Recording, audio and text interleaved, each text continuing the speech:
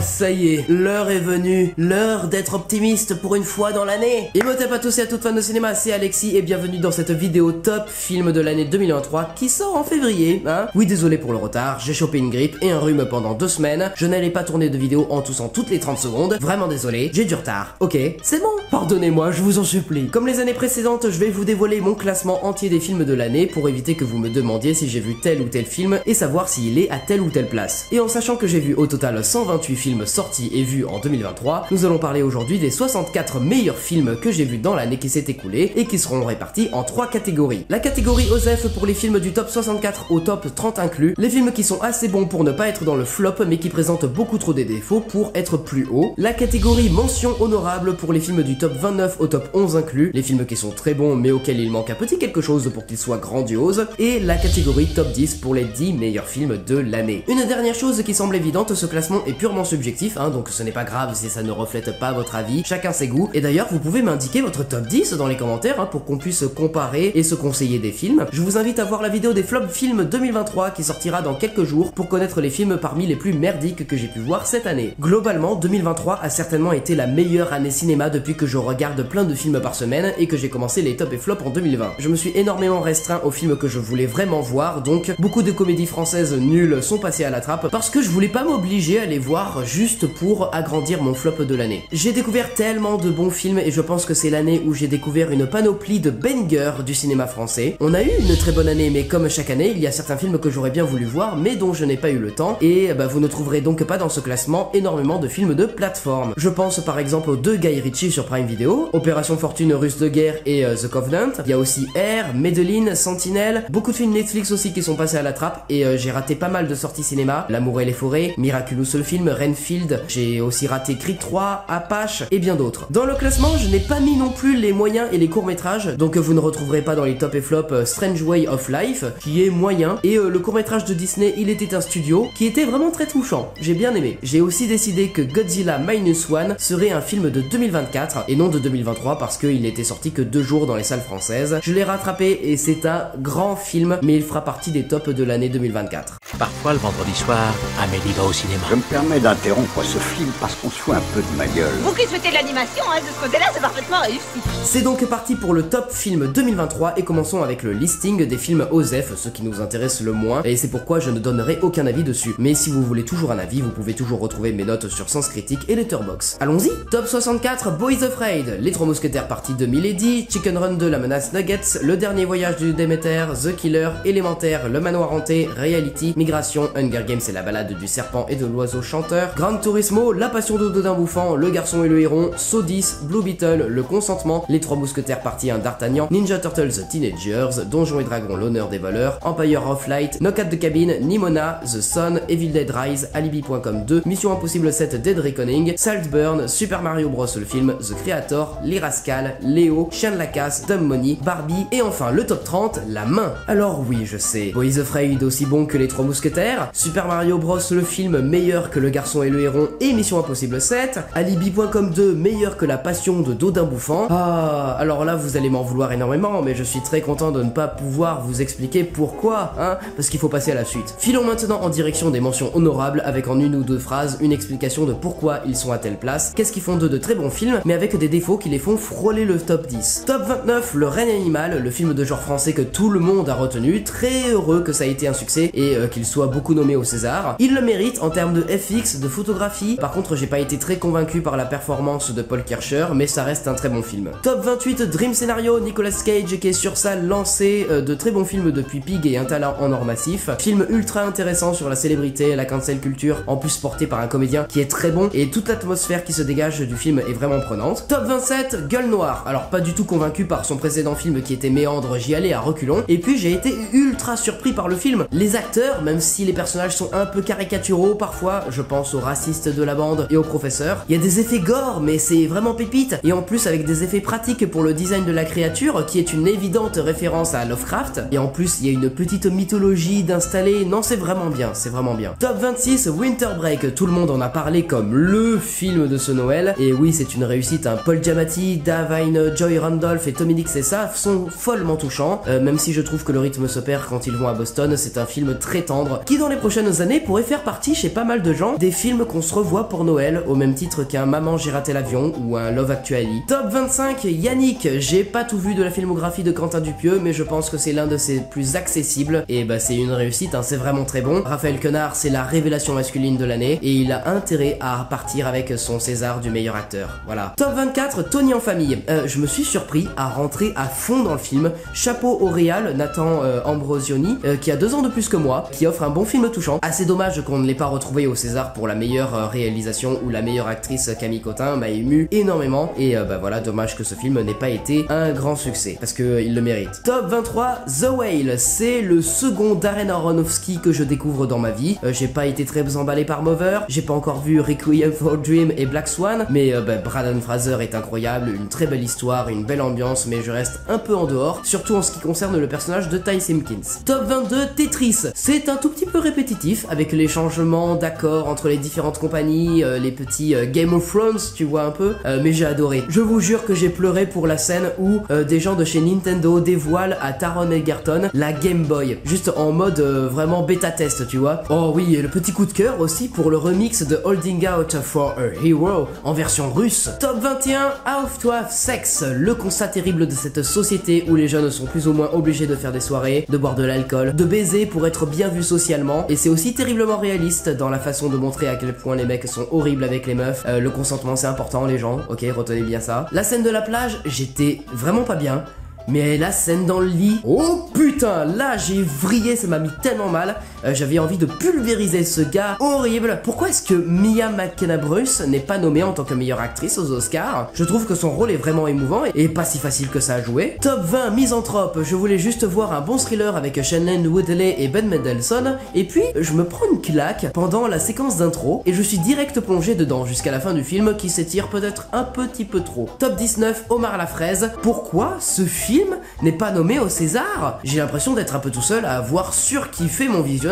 C'est vraiment dommage, c'est un très bon premier film. Je trouve que la photo est dingue, l'alchimie entre Reda Kateb et Benoît Magimel est folle, et je trouve que l'utilisation des décors est vraiment intéressante et renforce l'ambiance du film. C'est une superbe surprise. Top 18, Suzume. Alors ok, c'est peut-être un peu long, mais l'animation est dingue. Le film m'a fait sourire 2-3 fois parce qu'il y a de bonnes blagues, l'héroïne est attachante, et même, je pensais pas qu'une chaise pouvait me faire décrocher une toute petite larme. Voilà. Une chaise m'a fait pleurer, c'est le résumé de mon année 2023. Top 17, Anatomie d'une chute. Bon bah le voilà, le grand film français de cette année. J'espère qu'il va tout rafler au César et aux Oscars. Ce serait mérité tant pour Sandra Hüller que pour Justine Triet, pour le gamin, pour le chien, les séquences de procès. Est-ce que je vous ai déjà dit que j'adorais les films de procès? J'adore les films de procès. Top 16, Un métier sérieux. Je bosse dans l'éducation nationale en tant que surveillant dans un lycée. Donc forcément, ce sujet et le film dans sa globalité me parlent beaucoup. Et même dans ma scolarité, j'ai été plus proche de surveillants et des profs que de mes camarades. Alors oui, je trouve que ce film vraiment très juste et très réaliste. J'ai pu facilement m'identifier et c'était encore une fois une bonne surprise de Thomas Lilti qui avait fait déjà première année avec Vincent Lacoste et William Lebguil et qui était vraiment super cool. Et bah voilà de quoi vous conseiller. Un métier sérieux, c'est vraiment très bien. Top 15, Mars Express, un film d'animation de science-fiction à la Ghost in the Shell avec Usul qui double un personnage. Et non, c'est fort, c'est trop fort. Ça raconte tellement de bonnes choses sur les machines, les IA et forcément par extension les humains. Et peut-être que je reprocherai un truc, l'univers est dense et vraiment bien construit, juste il faut vraiment rusher les explications de comment l'univers marche pour vraiment rentrer dans le film. Top 14, Vermine. Yes, le cinéma de genre français rayonne. C'est un premier film et c'est ce que j'attendais depuis très longtemps, un film d'horreur pour tous les arachnophobes. Et j'ai flippé ma race devant le film. J'ai flippé ma race à cause, ou plutôt grâce au talent de metteur en scène de Sébastien Velicek, aux comédiens qui sont pas tous bons mais qui s'en sortent, et les effets spéciaux, certains sont visibles mais la plupart sont vraiment super bien faits. Contrairement à La Tour, là c'est un film d'horreur dans un immeuble de cité qui prend aux tripes. Top 13, The Fabelmans. Ça parle de cinéma, ça parle de Spielberg, il y a Seth Rogen, Paul Dano et Michelle Williams. Incroyable. C'est pas mon Spielberg préféré, hein. Le film est réussi mais j'y suis pas très attaché. Je ne saurais pas dire pourquoi mais je trouve que le film est vraiment très bon mais a quand même quelques défauts. Le plan de fin avec l'horizon, il va devenir iconique, hein. Et non en fait il y a tellement de beaux plans dans ce film, hein. Spielberg c'est le roi, c'est juste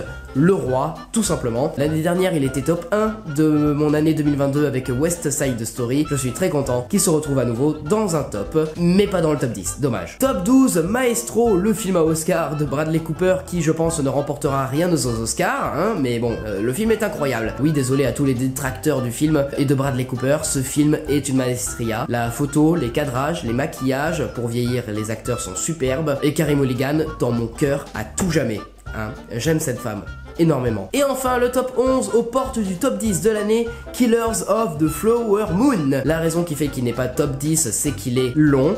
Il est archi long, mais ça sert à l'intrigue. Il y a une raison, ça sert à l'histoire. Pour implanter correctement le contexte et une ambiance, ça va être une descente aux enfers pour tous les personnages. Lily Gladstone mérite son Oscar de la meilleure actrice. Et Leonardo DiCaprio qui s'est fait snobber. Oh, ça fait chier, hein, parce que c'est vraiment un très grand rôle. Ils sont tous fantastiques là-dedans. La scène de fin est dantesque. Le caméo de Scorsese m'a fait un bien fou dans la salle, j'étais en extase. Et en plus, ça raconte un truc dans la scène, c'est pas fait inutilement. C'est un grand film de Scorsese. J'ai pas vu énormément de classiques du cinéma qui viennent de lui, ce serait vraiment un truc à faire en 2024, me faire toute la filmographie de Scorsese, et Killers of the Flower Moon, c'est vraiment un de ses plus grands films de la filmographie, je pense. Voilà, j'ai pas grand chose à dire sur le classement que je viens de vous donner, certains pourront s'étonner que je mette pas Anatomie d'une chute ou Winter Break dans le top 10, mais en vrai, dites-vous que ce sont des films que j'ai vraiment très bien notés. C'est juste que cette année, j'ai vu beaucoup trop de bons films et que le classement a été très difficile à faire. Surtout pour le top 10 qu'on va voir tout de suite, on rentre dans la partie de la vidéo la plus importante pour vous, commençons avec le 10e meilleur film de l'année. En 10e position, Asteroid City. Parfois, je pense que je me sentirais plus chez moi, en dehors de l'atmosphère terrestre. Oh, wow. Moi aussi. Ils sont étranges, n'est-ce pas, vos enfants? Comparés aux gamins normaux? Ouais, c'est exact. Pas faux. Je suis certainement tout seul, voilà, certainement le seul du YouTube ciné français à avoir mis Asteroid City dans mon top 10 de fin d'année, mais c'est pas grave, je persisterai à le dire, hein. J'ai vu que 3 Wes Anderson dans ma vie, The Grand Budapest Hotel, The French Dispatch et celui-ci, et je pense que Asteroid City, c'est mon préféré des 3. Voilà, bon, il me manque pas mal de films de sa filmographie à rattraper, mais pour l'instant, Asteroid City c'est une réussite et c'est mon film préféré de Wes Anderson. Comme toujours avec les films de ce réal, il y a un énorme travail sur la photographie, le cadrage, même les plans qui ne sont pas forcément symétriques digne de son cinéma, et bien je trouve que leur cadrage est vraiment très intéressant, que la mise en scène est plutôt fluide, bien que ça reste pour la plupart du temps des plans fixes. La manière de diriger les acteurs est aussi importante, j'ai l'impression, parce que ça fait partie de la diégèse. Bon, je m'explique, dès le début du film en fait, il y a Bryan Cranston qui nous apprend que le film qu'on va voir est une pièce de théâtre écrite et montée par Adrien Brody dans les séquences en noir et blanc. Et les séquences en couleur, c'est la pièce qui se joue, et donc on voit la représentation et les backstage vers la fin du film, juste avant le caméo de Margot Robbie. Et d'ailleurs je trouve que cette scène avec elle est vraiment très belle et touchante. Au-delà de ces décors américains et de ces couleurs pastel, il y a bien sûr l'histoire. Alors je n'accroche pas au film à sketch, ce qui fait que malgré la qualité technique évidente, je suis resté très à côté de The French Dispatch. Et bien dans ce film, on a peut-être une narration un peu plus classique, agrémentée de quelques petites folies sur le papier, ou même sous forme de gags visuels. Mais vous savez quoi? Et bien c'est ce que j'ai aimé. Par contre, oui, petit point négatif, il y a beaucoup de personnages, donc le problème du métrage, c'est qu'il ne s'intéresse pas à tous ces personnages pour apporter des doses d'émotion qui auraient été bienvenues. Mais j'ai quand même réussi à rentrer dans le film de par l'exercice du style. L'apparition de l'alien en stop motion, je trouve ça hyper bien trouvé et la séquence est juste absurde mais réussie. Mais aussi de par les personnages de Jason Schwartzman et Scarlett Johansson, dont les discussions à leur fenêtre m'ont assez intrigué. Et après visionnage, c'est intéressant de réfléchir à pourquoi Adrien Brody a créé ces personnages, ce qu'il voulait raconter dans le fond et dans la forme. Et pour moi, Asteroid City, c'est un bijou de cinéma qui est plutôt abordable pour des méconnaisseurs de Wes Anderson, mais je leur dirais de regarder d'abord The Grand Budapest Hotel. Je trouve que c'est une œuvre de cinéma qui mérite de s'y replonger, de l'analyser un peu plus et de ne pas se contenter d'un seul visionnage. Bon voilà, j'ai parlé beaucoup trop de ce film, on va essayer de faire un peu plus court pour les autres, hein. Désolé, c'est parti pour la 9e place. En 9e position, John Wick chapitre 4. Tu dois le défier. Si vous gagnez, vous serez libre. Amen. Alors, elle est là, ma grosse dose de baston? Ouais! Oui, ça fait plaisir, parce que, le nouveau John Wick a pris un premier film qui était très cool, un second film que je garde pas forcément en mémoire, sauf quelques passages un peu bourrins, et après un troisième film que je trouve incroyable, on est de retour avec Keanu Reeves qui pète des bouches, et notamment celle de Pennywise. Voilà, quel bonheur. Que dire dessus que vous ne savez déjà? C'est toujours porté par Chad Stahelski, superbement exécuté, hein, on a un pic de qualité au niveau de la photographie dans ce film, c'est juste absolument magnifique et parfaitement cadré. fait. Et comme d'habitude, les chorégraphies sont impeccables, hein. Peut-être même un peu trop impeccables. Je m'explique, après 3 revisionnages, j'ai commencé à voir les limites dans certains mouvements et j'ai compris que dans certains moments du combat, ça se voyait un peu trop que c'était répété. T'as un moment à Osaka où un gars se fait jeter au sol par John et il fait exprès, mais vraiment exprès, de se relever tout lentement, de reprendre ses esprits. Il a le temps d'inspecter son arme, il la lève vraiment délicatement vers John et qui le bute après avoir battu un autre gars au corps à corps et après avoir rechargé son arme. C'est hyper bien coordonné, mais le timing est pas toujours bien ficelé. Et ça, je pense que c'est à cause de certains plans séquences un peu trop longs. Alors quand je vais voir un film, pour moi un plan séquence c'est mon péché mignon, hein. Je suis automatiquement obligé de mettre 5 étoiles à ce film quand je vois un plan séquence. J'exagère peut-être un peu, mais...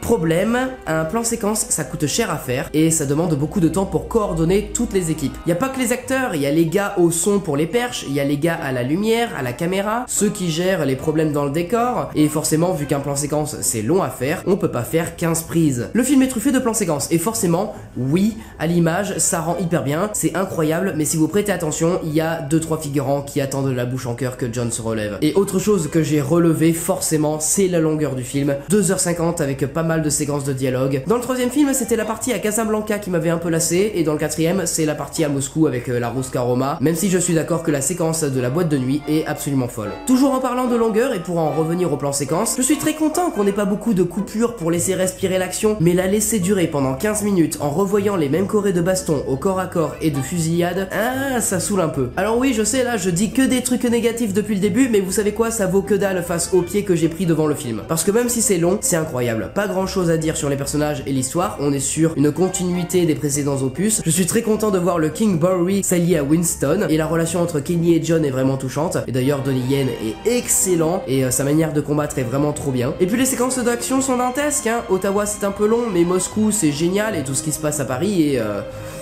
muy famoso. La séquence de l'Arc de Triomphe, le plan séquence en top shot est fou furieux avec ce super flingue qui enflamme les méchants. Le décor et le combat final au Sacré-Cœur aussi, ça est vraiment très beau. J'ai des petites réserves par contre sur la séquence des escaliers de Montmartre parce que bah, c'est ridicule la façon dont John se fait pousser et descend tous les escaliers sans se fracturer le crâne. Et je trouve aussi ridicule le fait que ce soit une ligne droite avec plein d'ennemis qui te barrent la route. Il n'y a aucun moyen de se mettre à couvert à part les quelques arbres à côté. Et bah, John évite tout les balles, ou c'est peut-être les Français qui sont des Stormtroopers, on sait pas. Mais même avec son costume pare-balles là, qui utilise là comme ça pour se protéger des balles, je vois pas du tout comment il peut pas recevoir une balle dans la jambe ou dans son torse quand même. Avec son costume, il est censé arrêter les balles, mais la douleur est censée être toujours présente. C'est comme ça que l'armurier nous présente le costume. Donc, il doit déguster sa mère à ce moment. Mais tranquille, il fonce. Je dis tellement de trucs négatifs et pour moi c'est l'un des meilleurs films de cette année que j'ai kiffé regarder. Bon écoutez, c'est ultra réussi en tant que film, en tant que divertissement, il y a tellement de recherches visuelles et différents styles de combat. John Wick 4 fait très plaisir et j'espère qu'avec la fin du film, ils vont pas nous pondre un 5e parce que je vais faire un scandale s'ils nous ramènent John. C'est juste une fin parfaite en fait. Laissez le Baba Yaga tranquille, loin de l'avidité des producteurs. Bon,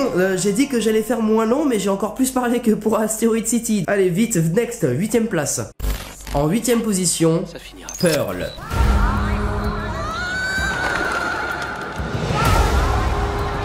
Je sais ce que j'ai fait. Les mauvaises choses. Des choses affreuses, monstrueuses, mortelles.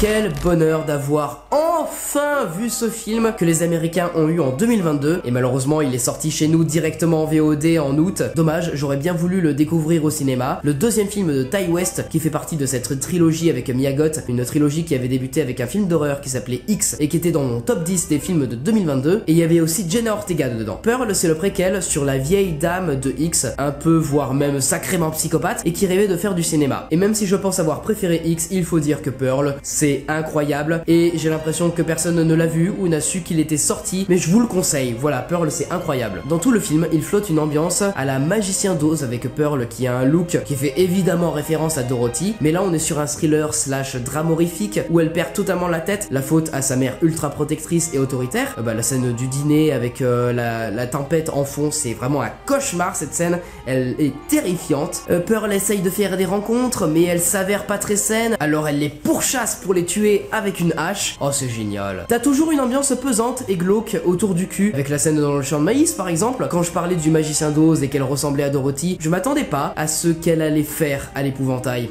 hein. Et on retrouve aussi cette thème de la sexualité avec le projectionniste, hein. D'ailleurs très chelou le projectionniste, avec ces films qui vont selon lui changer le monde. Oui, c'était un peu le sujet du premier film en fait. Les personnages sont bien écrits, les acteurs sont tous fous, à commencer par Mia Goth, qui est follement dingue. La scène de représentation théâtrale où elle se fait recaler, elle m'a terrifié là avec son sourire.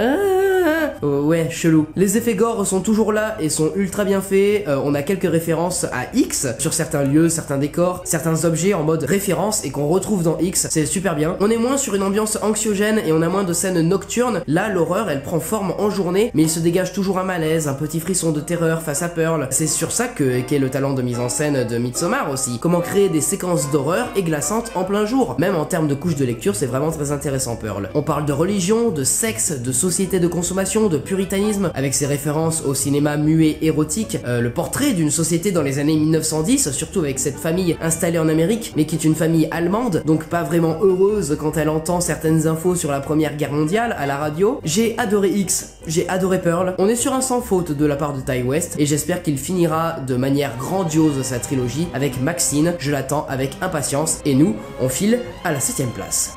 En 7ème position, Wonka.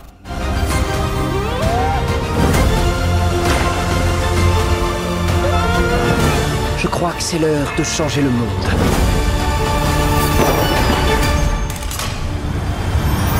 Ok, je vais être cash direct, c'est le premier film de Paul King que je vois. Oui, je n'ai toujours pas vu les 2 premiers films Paddington qui sont apparemment sublimissimes. Bah vous savez quoi, ça m'intéresse grave, parce que Wonka, c'est incroyable. Alors je connais bien le Charlie et la chocolaterie de Tim Burton, hein, mais pour l'occasion je me suis maté le premier film de 1971, et c'est vraiment pas mal du tout. Tout le début avec Charlie est bien moins réussi que dans la version de Burton, mais quand on arrive à la chocolaterie, le film décolle. Et ça m'a fait super plaisir de voir que certaines musiques de 71 ont été reprises dans Wonka. Je pense notamment à Pure Imagination. Et oui, Wonka c'est une comédie musicale extrêmement réussie. Déjà les chansons sont vraiment cool, hein. Pure Imagination, Sweet Tooth, Scrub Scrub et même les chansons un peu tendres entre Wonka et Noodle. Et de la bonne musique, ça ne suffit pas à avoir une excellente comédie musicale. Mais c'est pour ça que nous avons de brillantes idées de mise en scène dans ce film qui se marient parfaitement avec l'univers déjanté de Roald Dahl. Paul King joue très bien avec sa caméra pour faire vivre les décors, les figurants et les chorégraphies de danse qui sont vraiment bien exécutées. Il y a une certaine magie et une certaine candeur qui se dégage de cette histoire avec ce Willy Wonka déjà très talentueux mais d'une extrême naïveté, et je trouve que c'est l'un des meilleurs rôles de Timothée Chalamet parce qu'il m'a ému, parce qu'il m'a fait voyager et parce qu'il m'a fait rêver. Il a une gestuelle, une énergie contagieuse et c'est 2 heures qui passent très vite où tu t'attaches à tous les personnages, et même si les méchants sont un peu caricaturaux parce qu'ils sont tournés au ridicule, ils ont un petit truc qui les différencie chacun des autres et donc on arrive à les garder en tête à la fin du film. Wonka c'est une grande réussite, c'est vraiment incroyable et je vous conseille de vous jeter dessus quand il sortira en VOD si vous l'avez raté à Noël. C'est une folie, j'adore Wonka. Timothée Chalamet, go, hein. Bon, il sera différemment expressif dans Dune partie 2, mais j'adore le Wonka de Timothée Chalamet. Voilà, j'adore. Allez, la suite. En 6ème position, le procès Goldman. Maîtrisez vos humeurs, résistez à vos bons mots. Je vous rappelle que les charges qui pèsent contre vous sont extrêmement lourdes et que vous risquez votre tête. Goldman, assassin! Vous n'avez pas le droit! Eh bien, je suis innocent, monsieur le président, et ça me donne tous les droits! Tous les droits! Est-ce que je vous ai déjà dit que j'adorais les films de procès? J'adore les films de procès. Et ce film ne fait pas exception puisque la mise en scène réussit à rendre le procès plutôt fluide et intriguant alors que la caméra ne sort jamais de la salle d'audience pendant 1h30 après une toute petite demi-heure à planter le décor et le contexte. Les joutes oratoires entre l'accusation et la défense sont vraiment bien ficelées et permettent d'être constamment à fond dans les retournements de situation et les témoignages. On reste comme spectateur du procès et on essaye nous-mêmes de savoir si les arguments sont justes envers l'accusation qui plane sur Goldman. Et les dialogues ne font pas que retranscrire un procès ou n'essayent pas d'élever une version de la vérité plus qu'une autre. Ils servent aussi à nous faire comprendre le contexte de la France des années 70, entre les indignations de la gauche intellectuelle qui soutenait les activistes et entre le racisme, l'antisémitisme, les méthodes de la police, etc. et permettent de montrer au final les fragilités du système judiciaire en place. C'est un film qui tient en haleine de bout en bout, surtout grâce au talent des acteurs acteurs, à commencer par Harry Werthalter qui brille en tant que Pierre Goldman, et que serait l'accusé sans les avocats de la défense et de l'accusation qui se partagent aussi de très bonnes punch et un très bon jeu de la part des acteurs bien sûr. Je me découvre une passion pour les films de procès, La fille au bracelet, Anatomie d'une chute, Les choses humaines, 12 hommes en colère, La voix de la justice et bien d'autres. Là en 2024 j'ai été bluffé par Les Chambres rouges, je suis vraiment très content de voir un film de procès dans ce top et le film suivant possède quelques séquences de procès mais c'est pas le seul aspect intéressant de cette masterclass. En 5e position, Oppenheimer.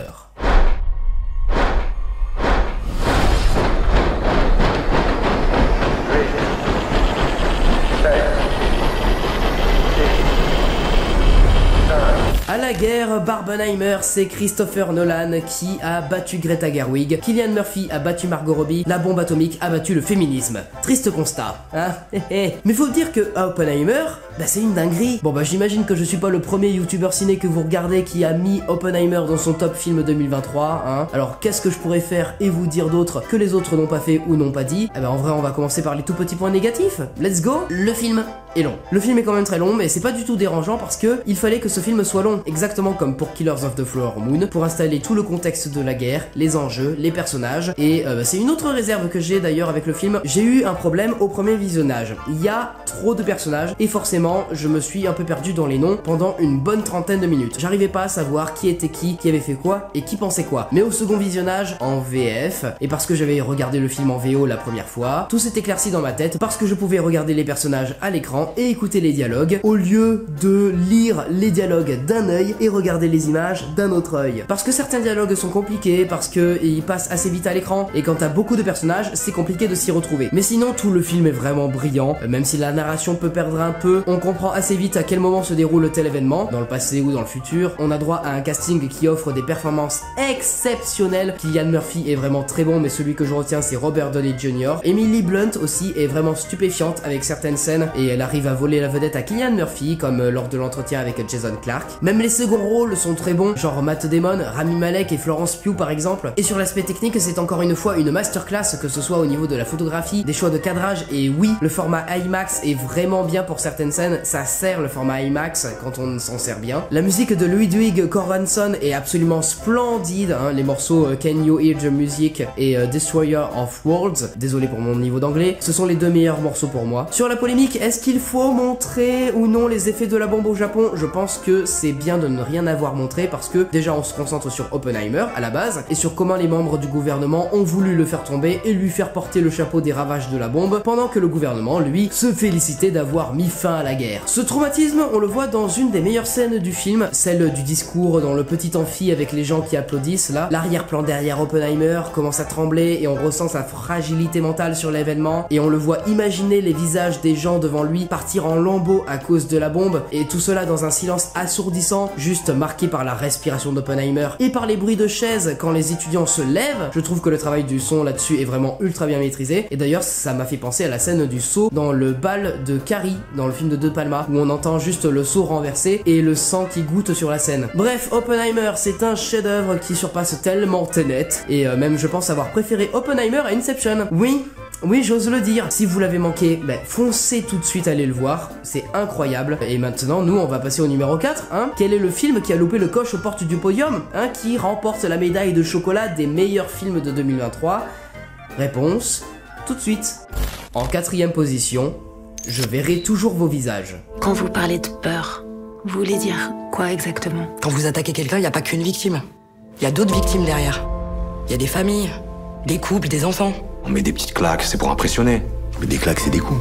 Mesdames et messieurs, je vous présente le meilleur film français de l'année 2023 et je crois que je n'ai jamais autant pleuré devant un film français de toute ma vie. Je déconne même pas. Alors dans ce film, on filme des entretiens individuels ou de groupe et on prend du temps pour connaître les parcours de vie de chaque protagoniste. Donc là, c'est pas forcément le travail des couleurs, de la photographie ou du cadre qui m'a eu, c'est plus par la simplicité d'exécution et son ton sérieux et réaliste au sein d'un récit qui n'est jamais lent ou long. Alors que le film est vraiment très verbeux, les personnages ne font que parler la plupart du temps, parfois entrecoupés de questions-réponses des autres personnages, et parfois c'est toute une histoire filmée en plan fixe, en plan séquence. Ce qui désarçonne avec ce film, c'est justement la justesse d'écriture des dialogues qui nous font vivre beaucoup d'émotions et on arrive à se voir en certains personnages. Le film compte donc sur l'écriture de ces dialogues, mais aussi forcément sur le talent des comédiens qui nous livrent de formidables performances. On a Adèle Exarchopoulos, Gilles Lelouch, Leila Bekti, mais je crois que la scène que je retiendrai, c'est ce plan séquence où le personnage que joue Miu Miu, qui est donc une grand-mère qui a vécu un traumatisme, nous raconte une histoire, enfin son histoire à elle, pardon, et la caméra se rapproche petit à petit d'elle et c'est un crève-cœur. Pendant toute la scène, j'ai imaginé que c'était ma grand-mère qui racontait cette anecdote, cette histoire, et ça m'a détruit, ça m'a complètement détruit. J'ai pas arrêté de pleurer pendant tout le film à partir de ce moment-là, et pas que pour elle, tous les personnages sont intéressants et c'est pas pour rien, vu que la réalisatrice Jeannery s'est rendue à des réunions et a discuté avec des gens de la justice restaurative, et elle a pioché des témoignages pour construire ses personnages. C'est vraiment fort comme film. Je pourrais pas trop vous en dire plus parce que c'est vraiment bouleversant, je préfère vous laisser découvrir le film, je veux pas trop vous en dévoiler. S'il gagne des prix au César, j'espère qu'il vous donnera envie de vous y plonger parce que c'est un film de cette année qui n'est pas à rater, et puis voilà quoi. Allez, c'est parti pour le podium, le fameux top 3 qui a remporté la médaille de bronze du meilleur film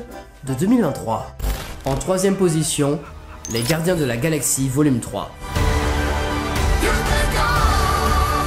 Nous nous envolerons tous ensemble, à travers l'infinité de ce merveilleux ciel. We're so back, comme diraient les tweetos en manque de buzz sur internet. Bon bah ça y est, hein, le futur DCU aux mains de James Gunn, j'y crois à 200%. Parce que Mamma Mia, James Gunn est le GOAT des films de super-héros de ces dernières années. Il nous avait pondu le merveilleux The Suicide Squad, qui était mon top 10 des films de 2021. Il nous a offert 2 des meilleurs films du MCU avec les Gardiens, et il achève sa trilogie en faisant la meilleure trilogie du MCU. Alors comme à son habitude, il arrive à jauger les séquences d'humour et d'émotion avec des thématiques très adultes et sombres. Ici, c'est surtout l'histoire de Rocket qui nous intéresse. On parle de maltraitance animale pour des expériences scientifiques et tout. Le maître de l'évolution est un pur psychopathe, un méchant putain d'emblématique dans cette phase du MCU. Et d'ailleurs, je crois que la meilleure réplique du film, c'est une de ses répliques à lui. Dans le climax, il dit "There is no God, that's why I stepped in." Il n'y a aucun dieu, c'est pour ça que j'ai pris sa place. Pour moi, mais ça résume bien le personnage qui essaye de créer la société parfaite et qui n'y arrive jamais, donc il détruit absolument toute sa création pour en rebâtir une autre sans avoir aucun remords. Ah, c'est un bel enculé. Et bien sûr, du côté des gentils, c'est toujours incroyable, hein. Drax et Mantis sont toujours hyper attachants. Quill évolue toujours en tant que personnage, surtout à la fin du film, où il arrive enfin à faire le deuil de sa relation avec Gamora en la laissant partir avec les Ravageurs. Je crois que le personnage qui m'a le plus ému, c'est Rocket, et qui m'a fait fondre en larmes. La scène des mini ratons laveurs y est pour quelque chose, mais je retiens aussi Nebula. Nebula m'a ému, mais énormément. On a eu son évolution dans Endgame au contact des Avengers, d'abord avec Tony dans le vaisseau après leur défaite face à Thanos, puis en tant que seule survivante des Gardiens avec Rocket, donc ils ont passé 5 ans à se serrer les coudes, et donc forcément quand tu as ça en tête, forcément elle est ultra impactée par les souffrances qu'il a endurées, en disant que Rocket a vécu pire que ce que Thanos lui a fait vivre. C'est déjà incroyable, c'est déjà fou furieux déjà d'imaginer ça. On sait à quel point Thanos était ultra hardcore avec Nebula, en tout cas même si t'as vu les films et qu'on n'a pas tout vu non plus, quand tu connais certains détails des comics à propos de Nebula et de Thanos, forcément là t'as de la peine pour Nebula et tu te dis mais Rocket, mais putain, s'il a vécu pire que Nebula, mais mon dieu ce qu'il a dû vivre. Et au moment où elle entend Rocket qui est sortie du coma et elle se met la main sur la bouche et elle commence à pleurer, mais oui putain, Nebula qui tient à des gens qu'elle détestait dans le premier film, c'est ça qu'on adore. Et ça, mais ça m'a... J'ai trop aimé, putain j'adore Nebula. Niveau histoire, c'est très fluide, même si j'ai ressenti une toute petite longueur quand on arrive à l'Orgoscope, là où il y a les archives de Rocket. D'ailleurs j'ai été surpris de voir Nathan Fillion dedans, c'était fou. Et sinon côté technique, c'est toujours aussi réussi, hein. James Gunn a su toujours s'entourer d'une très bonne équipe pour ensuite gérer les effets spéciaux, qui sont de très bonne qualité, et ça fait plaisir, vu tous les autres projets super héroïques aux effets spéciaux dégueulasses qu'on a eu cette année. John Murphy excelle dans la musique, hein. J'avais déjà surkiffé sa BO dans The Suicide Squad, et là il revient avec des trucs mon gars. It Really Is Good To Have Friends et Mantis and the Obelisk, ce sont les 2 morceaux originaux que je retiens le plus. Et forcément la scène perfecto du film, c'est ce plan séquence de fou sur No Sleep Till Brooklyn, mais elle est incroyable cette scène d'action, j'adore. Et aussi en termes de photographie, il y a des plans mon gars, mon gars, c'est ultra beau quoi. Bref, Les Gardiens de la Galaxie volume 3, c'est un des meilleurs films de cette année, l'un des meilleurs films du MCU, voire même de films de super-héros de ces dernières années. Je suis très content de l'avoir vu au cinéma. Et maintenant, next, on va passer au top 2, hein, qui a remporté la médaille d'argent du meilleur film de l'année 2023. On approche de la fin, let's go. En deuxième position, Spider-Man Across the Spider-Verse. Tout le monde n'arrête pas de me dire ce que je devrais faire. Moi, je veux écrire ma propre histoire. Le meilleur film d'animation de l'année 2023. Et s'il ne remporte pas l'Oscar du meilleur film d'animation cette année, je vais faire un énorme scandale. Lui aussi, je pense que vous l'avez vu assez souvent dans les tops de fin d'année d'autres vidéastes, et c'est tout à fait normal, puisque c'est une évidente masterclass de tous les instants. Le film est peut-être un peu trop long à démarrer pour qu'on l'on puisse se concentrer sur Gwen. Le scénario n'a absolument rien à envier, puisque c'est une pépite d'écriture dans les moments d'émotion, de développement de personnages, que ce soit entre Miles et Gwen, entre Miles et ses parents, Miles et Miguel qui discutent à propos des événements Canva et du possible danger si Miles sauve son père. Le scénario n'est donc pas bâclé, on a bien le temps de découvrir et d'approfondir les personnages sans faire de fanservice inutile. Quant à la réalisation, c'est une leçon de perfection, tant chaque plan est merveilleux, tant chaque plan est un tableau, tant la qualité visuelle est extraordinaire, bravo à toute l'équipe d'animation et bravo à la direction artistique qui est à couper le souffle, voilà, changeante d'un univers à l'autre et donnant de la personnalité aux personnages. Tout est génialement millimétré, l'image est même parfois trop surchargée, que ce soit en couleur, en détail dans les décors, ou même au niveau des écritures apparaissant dans le cadre. Comme dans le premier film, on a aussi de sacrés morceaux musicaux, hein. Tout le monde se souvient du thème du rôdeur, et ici, Daniel Pemberton nous régale avec le thème de Miguel O'Hara et celui de la tâche. D'ailleurs, je ne pourrais pas dire quelle est ma scène préférée dans le film, mais celle où la tâche se transforme avec le synchrotron et devient cette entité dark à la voix très grave, cette scène, elle m'a ultra surprise, mais parce que ce gars très débile, le méchant de la semaine comme on le surnomme dans le début du film, eh bien il se transforme en pur monstre terrifiant et qui s'annonce comme étant un putain d'antagoniste de malade mental. Et j'ai tellement hâte de voir Beyond the Spider-Verse. Et en parlant de ça, je n'étais pas choqué du cliffhanger de fin, voilà, hein, certains ont été mais quoi, mais c'est quoi ce cliffhanger, je veux voir la suite, je veux voir, c'est pas un film, c'est qu'une moitié de film, c'est pas... C'est nul, c'est nul. Écoutez, si vous vous renseignez pas assez sur les actus ciné, c'est comme vous voulez, hein. Je me suis renseigné beaucoup sur les actus ciné, bien sûr que je savais que c'était une sorte de film en deux parties. Ce que je n'avais pas anticipé, moi, c'était la grève des scénaristes et des acteurs qui a reporté Beyond the Spider-Verse à 2025, peut-être 2026, s'ils ont du retard. Je préfère qu'ils repoussent le film plutôt que les animateurs soient maltraités en bossant trop d'heures par jour sur leurs ordinateurs. Across the Spider-Verse met une tannée au film super-héroïque live action et montre que Sony est plus fort avec ses films Marvel en animation qu'avec ses films Marvel en live action. Pas vrai Venom, pas vrai Morbius, pas vrai Madame Web, pas très hâte de voir Miles Morales en live action parce que celui-ci en animation me suffit amplement et il devrait être cité pour moi comme étant un bien meilleur Spider-Man que le Spider-Man de Tom Holland. Voilà, merci Phil Lord et merci Chris Miller. Bon, le top 1, mesdames et messieurs, ça y est, vous l'attendez depuis quoi, 40 minutes, qui a remporté la médaille d'or du meilleur film de l'année 2023, on y est enfin. C'est parti. En première position, Babylone. C'est l'endroit le plus magique du monde.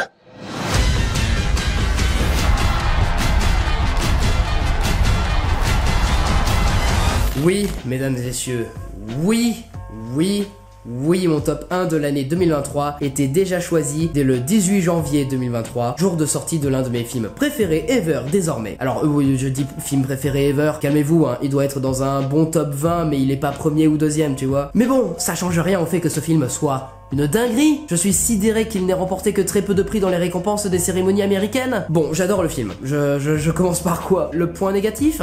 Allez, la séquence avec Tobey Maguire vers la fin du film où ils entrent dans les bas-fonds de LA. Alors, je vois ce que ça essaie de raconter. Du moins, j'ai ma propre théorie là-dessus. Mais bon, je trouve que la séquence est un peu forcée pour faire rentrer la sous-intrigue qui concerne la relation entre Margot Robbie endettée et Diego Calva qui va tenter d'effacer ses dettes. Je m'en fous un peu de cette sous-intrigue, mais elle dure bien 30 minutes. Sinon, j'ai tout simplement adoré. Dès les premières minutes, on a cette cette soirée outrancière complètement déjantée, filmée en plan séquence avec une Margot Robbie possédée par son rôle. On enchaîne sur les scènes dans le désert avec tous les différents tournages qui ont lieu et qui transcrivent cette époque des années folles de Hollywood avant l'arrivée du cinéma parlant. Et quand on passe au parlant, on a cette scène incroyable où Margot Robbie doit jouer un texte et rien ne va et tout le monde va péter un câble sur le plateau. C'est du bonbon du drama quoi. Toutes les scènes du film s'enchaînent avec une efficacité folle et un rythme effréné, surtout quand Manny commence à mettre en scène des films. Le tout est porté par une excellente BO récompensée aux Golden Globes et heureusement putain, Vaudou Mama est un bijou à écouter. On a le thème de Manny et Nelly qui a deux versions, la classique et la reprise dont je suis totalement amoureux. Bravissimo pour cette BO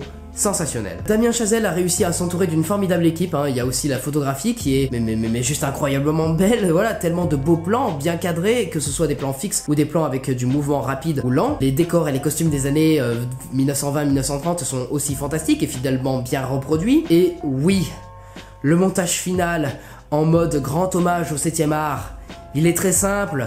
Et alors, ça m'a fait pleurer de malade. C'est devant ce genre de scène que je me lève de mon fauteuil et que je crie « Putain, j'adore le cinéma !» Et si vous êtes de gros rageux qui crachent sur ce montage final parce qu'un débutant pourrait le faire sur Premiere Pro, merde, là. On n'est pas réceptif sur les mêmes choses, d'accord, hein? Vous avez peut-être pas aimé, c'est pas la peine de cracher votre venin pour en dégoûter les autres, hein?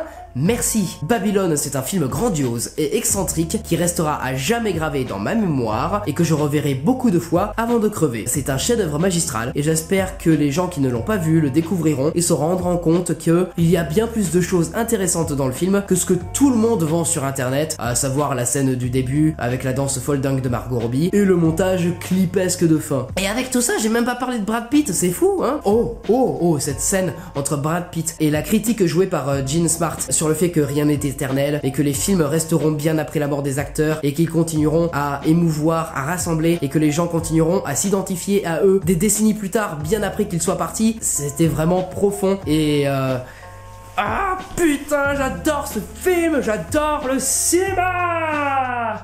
Et voilà, c'est la fin de cette vidéo top film 2023, j'espère que mon top vous aura plu, j'espère qu'il correspondra plus ou moins à ce que vous pensez être les meilleurs films de l'année. Si vous avez vu un film et que vous avez trouvé bon et qu'il ne se trouve pas dans cette vidéo, dites-vous que soit je l'ai pas vu, soit il se trouve dans la vidéo des flop films 2023. Si cette vidéo vous a plu, vous savez quoi faire, vous likez, vous commentez, vous partagez, vous vous abonnez à la chaîne et à mes réseaux sociaux. Vous pouvez aussi me soutenir en devenant membre de la chaîne en souscrivant à un abonnement. Et quant à moi, je vous donne rendez-vous pour la vidéo des flop films 2023 qui sortira dans quelques jours. C'est une fin de tournage coupée. Arrêtez, Jean, c'est fini. Remboursez nos invitations. On chante, on danse, on tchatche, on s'embrasse, on rentre à la maison, elle est pas belle la vie. Enfin, ok, bonne nuit. Ah, j'espère que ça va pas durer longtemps, je vais être en retard, moi. Mais c'est pas possible, ça, j'ai pas envie de participer. Et puis en plus, je sens que ce soir, je vais conclure. Restez à l'écoute.